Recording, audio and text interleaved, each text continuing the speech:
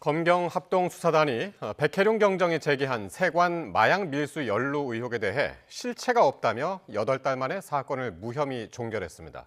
합수단은 백 경정이 확증 편향에 빠져 결론을 정해놓고 끼워 맞추기식 위법 수사를 했다며 강도 높게 비판했습니다. 정현웅 기자가 보도합니다.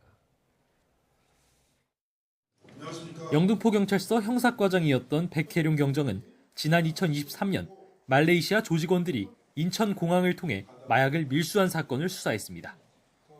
백 경정은 당시 세관 직원들이 범행을 도운 것으로 의심했는데 이에 대한 수사를 윗선이 무마했다고 주장해왔습니다.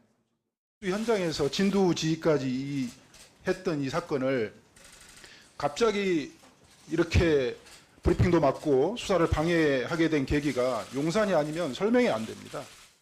하지만 백 경정의 주장을 확인하기 위해 지난해 6월 출범한 검경 합동수사단에선 실체 없는 의혹이라는 결론을 내렸습니다.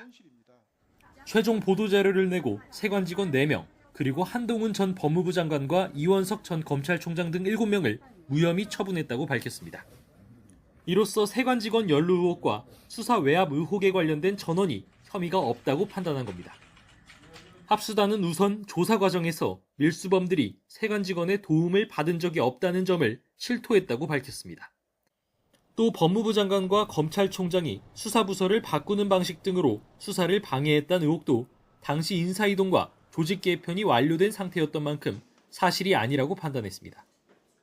대통령실이 수사에 외압을 제기했다는 논란 역시 대통령실 관계자가 경찰과 세관에 연락한 내역 자체가 없었다고 설명했습니다.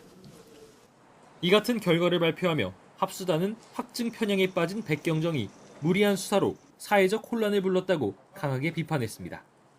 결론을 정해놓고 맞지 않는 밀수범 진술은 기록에서 빼는 답정너식 위법 수사였던 겁니다.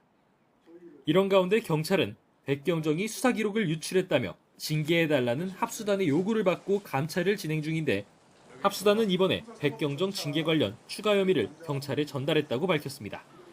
YTN 정현우입니다.